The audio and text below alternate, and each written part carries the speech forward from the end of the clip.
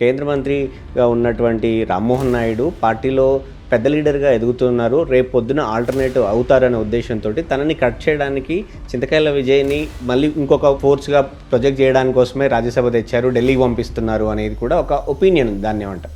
వాళ్ళు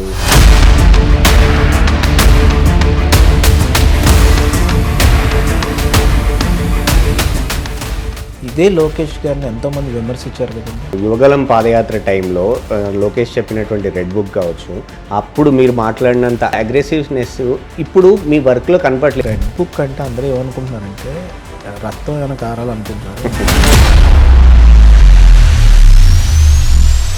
ఆ రోజు చిత్రవదకు గురైనటువంటి త్రిబుల్-ఆర్కి న్యాయం జరగలేదు. జగన్ వాళ్ళు ఇప్పటికీ ఇబ్బంది పడుతున్నటువంటి వివేక కేసులోనూ ఎటూ తేలలేదు. కానీ ఇట్లాంటివి అన్నీ కూడా జరగాల్సిందే, న్యాయం జరగాలి కదా అనేది.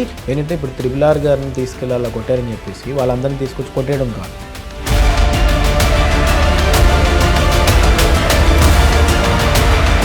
లోకేష్ నెక్స్ట్ టర్మ్కి ఇంకా ఆయనే మొత్తం టేక్ ఓవర్ చేసేలాగా అడుగులు వేస్తున్నారు అనడానికి ఇది పునాదులు అని అనుకోవచ్చా? టేక్ ఓవర్ చేయడం ఇవన్నీ కూడా మాట్లాడడానికి చాలా ఈజీగా ఉంటుందండి.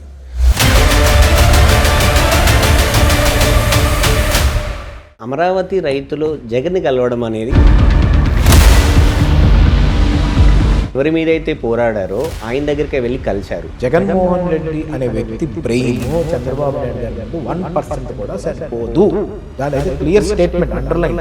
రాజ్యసభ అనౌన్స్ అయిన తర్వాత చింతకాయల విజయ్ పేరు అనేది మీకు ఇంటిమేషన్ వచ్చిన తర్వాత మీ ఫాదర్ చెప్పింది ఏదైనా ఉంటుందా? అట్లా నాకు ఫస్ట్ చెప్పింది ఆయనండి, జెండాని కాపాడడానికి ఏ లీడర్షిప్ అయితే ఉందో, అంటే నారా లోకేష్ గారు కానీ చంద్రబాబు నాయుడు గారు కానీ, ఈ జెండా కోసం కానీ, అంటే పసుపు జెండా కోసం కానీ నువ్వు ఏం చేయడానికైనా వెనకాడద్దు.